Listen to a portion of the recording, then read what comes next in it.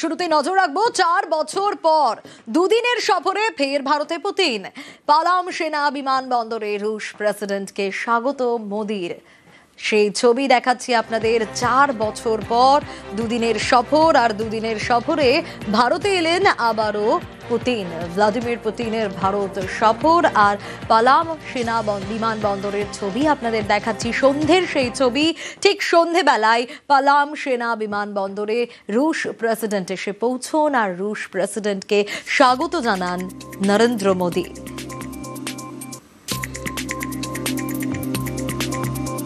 আর যে ছবি আপনাদের দেখাচ্ছি, একেবারে রেড কার্পেটে ওয়েলকাম। আর রেড কার্পেটে ওয়েলকামের পরেই ফের এক গাড়িতেই রওনা দিলেন মোদি পুতিন। রেড কার্পেট, আর সেখানে অবশ্যই তাকে ওয়েলকাম করা হচ্ছে।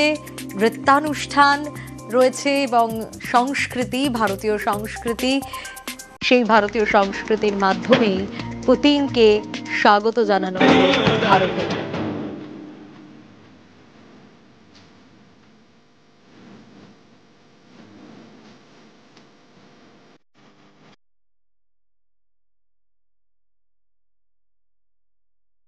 আর রেড কার্পেটে ওয়েলকাম, আর তারপর ফের এক গাড়িতে দুজনে রওনা দিলেন নরেন্দ্র মোদী এবং ভ্লাদিমির পুতিন। তারা একই গাড়িতে বেরিয়ে পড়লেন। প্রথমেই স্বাগত জানানো হয় পুতিনকে। প্রধানমন্ত্রী নরেন্দ্র মোদী তিনি স্বয়ং আসেন, আর তারপর দুজনে একই গাড়িতে বেরিয়ে পড়লেন। পরে প্রধানমন্ত্রীর বাড়িতে নৈশভোজ ভ্লাদিমির পুতিনের। আগামীকাল রাষ্ট্রপতি ভবনে অভ্যর্থনা জানানো হবে তাকে। তারপর রাজঘাটে শ্রদ্ধা পুতিনের। দুপুরে দ্বিপাক্ষিক বৈঠক রয়েছে। তারপর 23তম ভারত রুশ শীর্ষ সম্মেলন, একাধিক কর্মসূচি। ইউক্রেন যুদ্ধের পর এসসিও সামিটে সাক্ষাৎ দুই রাষ্ট্র নেতার। আর এবার মোদির আমন্ত্রণে ভারতে এসে পৌঁছলেন রুশ প্রেসিডেন্ট। একাধিক সামরিক চুক্তির সম্ভাবনাও রয়েছে। ভারত মার্কিন শুল্ক যুদ্ধের মধ্যেই এবার সমীকরণ কি হতে চলেছে সেদিকে গোটা বিশ্বের নজর। মোদি পুতিন বোঝাপড়ায় সজাগ দৃষ্টি হোয়াইট হাউসেরও রয়েছে বইকি। জ্বালানি ক্রয় থেকে পারমাণবিক চুক্তি, এসব বিষয় নিয়ে আলোচনা হতে পারে। মহাকাশ গবেষণা, প্রতিরক্ষা ক্ষেত্রেও আলোচনা দুই রাষ্ট্র নেতার। ইউক্রেন যুদ্ধে শান্তিপূর্ণ সমাধান দাবি করতে পারেন নরেন্দ্র মোদী। আর আগামীকাল সন্ধে 7টায় রাষ্ট্রপতির নৈশ ভোজে রুশ প্রেসিডেন্ট।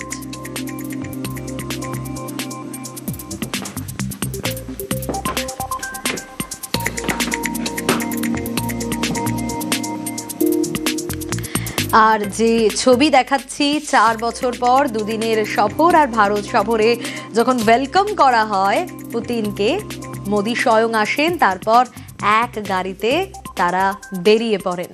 রাতে নৈশ ভোজ।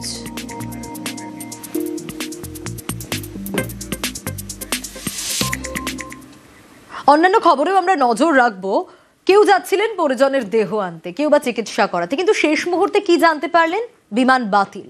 দেশ জুড়ে ইন্ডিগোর বিমান পরিষেবায় বিভ্রাট আর যাত্রী ভোগান্তি স্বাভাবিকভাবেই চরমে।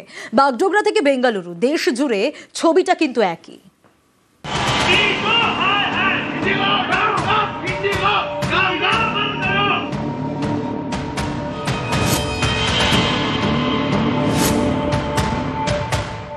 मेरा भाई गुजर गया है, लेकिन हम लोग को टिकट नहीं मिल रहा है। एक एक टिकट का 36,000, 38,000, 40,000 भाव दिखा रहा है। देखो उसका माँ बाप बैठा हुआ है, उसका एक ही लौता बेटा था, दुनिया से गया है। अभी बेड बॉडी अलग जगह में पड़ा हुआ है, देख नहीं पा रहे हम लोग टिकट। बस अभी पता भी नहीं है बॉडी किधर है। फ्लाइट भी नहीं मिल रहा, कब से हम लोग परेशान है। আমাদের ফ্লাইট ক্যান্সেল করেছে, সেটা আমাদের ঠিক মতো জানায়নি, ইনফরমেশন করেনি। সব বাচ্চারা এদিক ওদিক থেকে, যারা কেউ খাওয়া দাওয়া ঠিক মতো পাচ্ছে না, এয়ারপোর্ট অথরিটি থেকে কোনো ফেসিলিটি পাচ্ছি না, কোনো আমাদের যে মন্ত্রক আছে তাদের থেকে কোনো ফেসিলিটি পাচ্ছি না। আমরা পুরো বোর্ডিং পাসটা কমপ্লিট হয়ে গেছে, ওখানে গিয়ে দেখি ওরা একটা কথাই বলছে, কিছু করতে পারবো না। কারো ভাইয়ের মৃত্যু হয়েছে, যাচ্ছিলেন দেহ আনতে, কেউ চিকিৎসা করাতে, কেউ যাচ্ছিলেন কাজে যোগ দিতে। তাড়াতাড়ি পৌঁছানোর জন্য কেটেছিলেন বিমানের টিকিট। শেষ মুহূর্তে জানতে পারেন বিমান বাতিল। আর হাতে গোনা ইন্ডিগোর যে কটি বিমান চলছে সেগুলি অনেক লেট। ফলে বিমানবন্দরে ভিড়ে ভিড়, যাত্রীদের ভোগান্তির এক শেষ। কলকাতা থেকে মুম্বাই, বাগডোগরা থেকে বেঙ্গালুরু, দেশ জুড়ে একই ছবি।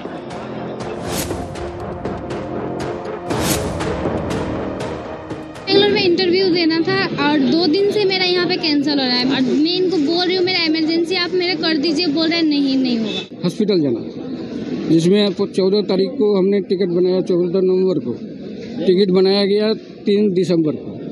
जब हमने एयरपोर्ट पहुंचा तो ये कैंसिल बता दिया। क्या प्रॉब्लम हुआ है सर? बिना बोले फ्लाइट कैंसिल कर दिया इन लोगों ने, रीशेड्यूल कर लिया 2 दिनों के बाद, और अकोमोडेशन नहीं दे रहे, अलाउंसेस नहीं दे रहे, बस हम लोग घूमते जा रहे हैं ऐसे ही।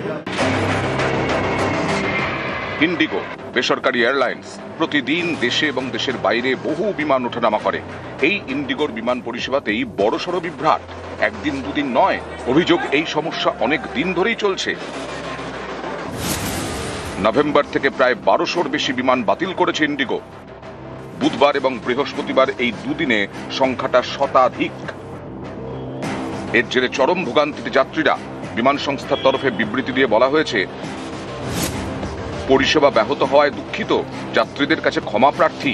প্রযুক্তিগত ত্রুটি, শীতকালীন সময়সূচিতে পরিবর্তন, প্রতিকূল আবহাওয়া প্রভাব পড়ছে পরিষেবায়। তাই বলে প্রায় রোজ রোজ একই সমস্যা কেন, প্রশ্ন যাত্রীদের।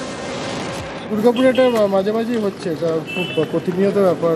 পরিষেবা এখানে নেই, একটা করেই ফ্লাইট আছে, এত পয়সা নিচ্ছে কিন্তু তার সাথে পরিষেবা নেই।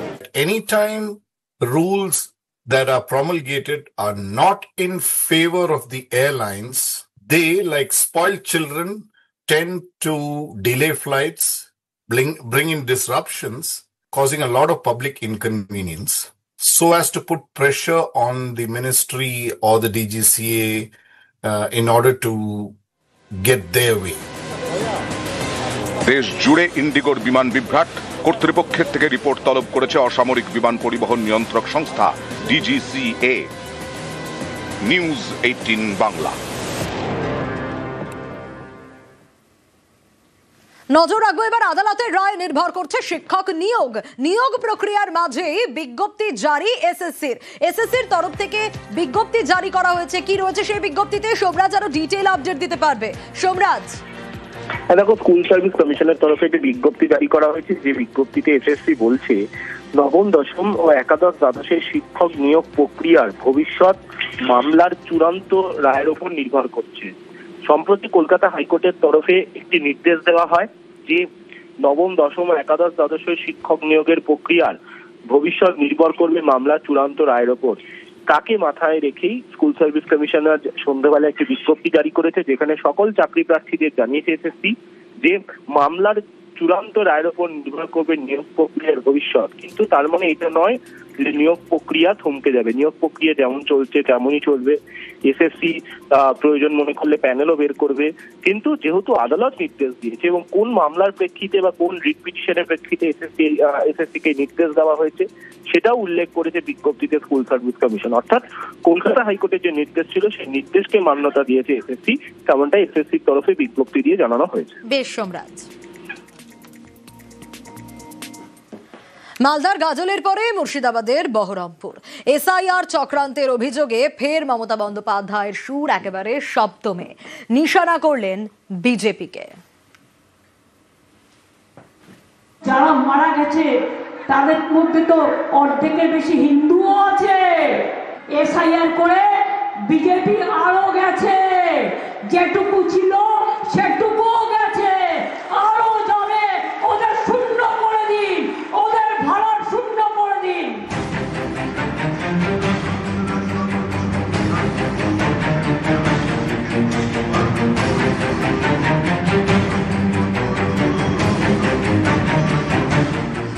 বুধবার মালদার গাজল, বৃহস্পতিবার মুর্শিদাবাদের বহরমপুর। ফের এসআইআর ইস্যুতে মমতার সুর সপ্তমে। তামিলনাড়ুতে বিজেপি গভর্নমেন্ট নেই, তাই এসআইআর হবে ইলেকশনের আগে। কেরালায় নেই, তাই এসআইআর হবে ইলেকশনের আগে। বাংলায় নেই, তাই এসআইআর করতে হবে। কিন্তু আসামে তো তুমি আছো, তাহলে আসামে কেন এসআইআর হবে না বাবু? একটু উত্তর দাও। উত্তর তোমায় দিতেই হবে। ত্রিপুরায় কেন হবে না? বিজেপি আছে বলে ত্রিপুরা বাংলাদেশের বর্ডার নয়? বলুন, রোহিঙ্গা যদি আসে, বাংলায় তো বর্ডার নেই, আসে মণিপুর হয়ে, মিজোরাম হয়ে, নাগাল্যান্ড হয়ে সেখানে কেন এসআইআর হবে না? বিজেপি আছে বলে। ইলেকশন ঘোষণা হবে ফেব্রুয়ারি মাসে। ইলেকশনের আগে গভর্নমেন্ট যাতে কাজ করতে না পারে উন্নয়নে, সেই জন্য ইলেকশনের 3 মাস আগে এসআইআর ডিক্লেয়ার করেছে। আরে তোমার হিম্মত থাকলে তুমি 2 বছরে করতে। তুমি তো 2001 ইলেকশনের পরে শুরু করেছিলে, 2004 ফাইনাল লিস্ট বেরিয়েছিল। এনআরসি বাংলায় হবে না। এই এসআইআর চক্রান্তের পেছনে আছে এনআরসি। আমার গলা কেটে দিলেও আমি কোনো ডিটেনশন ক্যাম্প করবো না, আর কাউকে তাড়াবো না। আমরা করবো, আমরা লড়বো, আমরা করবো। নিউজ 18 বাংলা। আর নজর রাখতে হচ্ছে এবার বিএলওদের কমিশনের হুঁশিয়ারি, আইনি পদক্ষেপের হুঁশিয়ারি কমিশনের। এসআইআর নিয়ে বিএলওদের খোলা চিঠি সিইওর। সেই খোলা চিঠিতে ঠিক কি কি রয়েছে, সোমরাজ রয়েছে আমার সঙ্গে, সোমরাজের কাছ থেকে আরো ডিটেইল জানতে পারবো। সোমরাজ, এই চিঠিতে ঠিক কি কি রয়েছে? দেখো, বুথ লেভেল অফিসারদের উদ্দেশ্যে রাজ্যের মুখ্য নির্বাচনী আধিকারিক একটি বিশেষ বার্তা দিয়েছেন। যে বিশেষ বার্তায় মুখ্য নির্বাচনী আধিকারিক বলছেন বুথ লেভেল অফিসারদের ইচ্ছাকৃতভাবে কোনো ভুল হলে শাস্তিমূলক পদক্ষেপ নেওয়া হবে। অর্থাৎ ইনামুরেশন ফর্ম ডিজিটাইজেশন বা আপলোডের ক্ষেত্রে কোনো তথ্যগত ভুল থাকলে এবং সেই ভুল যদি ইচ্ছাকৃত হয় করেছে বলে মনে করে জাতীয় নির্বাচন কমিশন, তাহলে সেক্ষেত্রে শাস্তিমূলক পদক্ষেপ নেওয়া হবে। কি ধরনের শাস্তিমূলক পদক্ষেপ হবে সেটা কিন্তু রাজ্যের মুখ্য নির্বাচনী আধিকারিক তার বার্তায় উল্লেখ করেননি।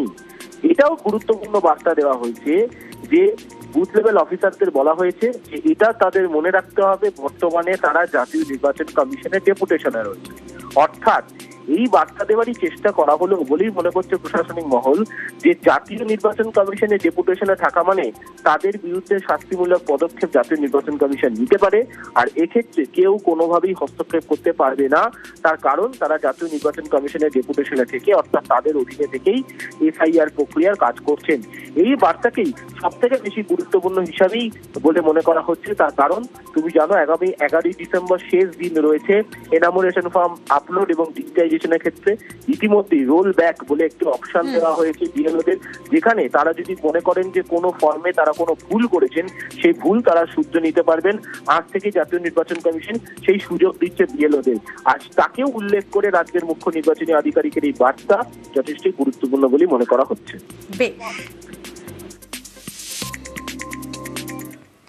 বিএলওদের পাশে সুপ্রিম কোর্ট। অতিরিক্ত চাপে বিএলওদের মৃত্যুর অভিযোগ আর সুপ্রিম কোর্টে মামলা অভিনেতা বিজয়ের দলের। প্রয়োজনে অতিরিক্ত বিএলও নিয়োগের নির্দেশ, আর বেশি নিয়োগে চাপ কমবে বিএলওদের। পর্যবেক্ষণ প্রধান বিচারপতি সূর্যকান্তের বেঞ্চের। রাজ্য সরকারগুলিকে নিয়োগের সুপ্রিম পরামর্শ। বিএলও অব্যাহতি চাইলে গুরুত্ব দিয়ে দেখার পরামর্শ। বিএলওদের পাশে দাঁড়িয়েছে সুপ্রিম কোর্ট। চাপ কমানো, পরিস্থিতি মোকাবিলার ক্ষেত্রেও আইন মেনে কারণ দেখিয়ে দায়িত্ব থেকে অব্যাহতি চাওয়া যেতেই পারে। রাজ্যগুলিকে गुरुत्व दिए देखार परामर्श। आज का जो मामला था, एक टीवी के तरफ से एक एप्लीकेशन आई। तमिलनाडु के अंदर में बीएलओस पर एफआईआर रजिस्टर हो रहा है और कुछ बीएलओस सुसाइड कमिट कर रहे हैं। इसीलिए माननीय सर्वोच्च न्यायालय ने आज जो डायरेक्शंस पास किए, पहला डायरेक्शन ये था हर स्टेट गवर्नमेंट का ये ऑब्लिगेशन है कि इलेक्शन कमीशन के रिक्वेस्ट पर उनको ऑन डेपुटेशन मैन पावर मुहैया कराना है। उनका दूसरा डायरेक्शन था जो भी डेपुटेशन पर ऑफिसर्स स्टेट गवर्नमेंट के जाएंगे या मैन पावर जाएगा, वो एसआईआर के मामले को रिफ्यूज नहीं कर सकता। एसआईआर का भी काम उनको करना पड़ेगा।